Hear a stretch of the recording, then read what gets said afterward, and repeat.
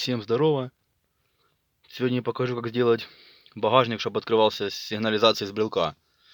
Вот нам понадобится реле 4-контактное. Вот в этой схеме его подключаем. 87 канал у нас идет на активатор, 86-30 на питание, 85 подключаем кнопки и от сигнализации берем минус.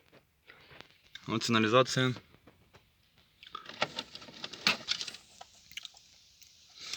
Находим вот здесь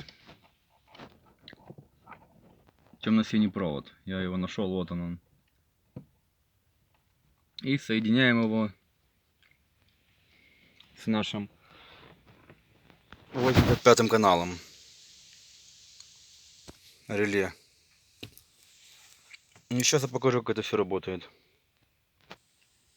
Итак, вот наша брелок сигнализации, вот наш багажник. Зажимаем кнопку,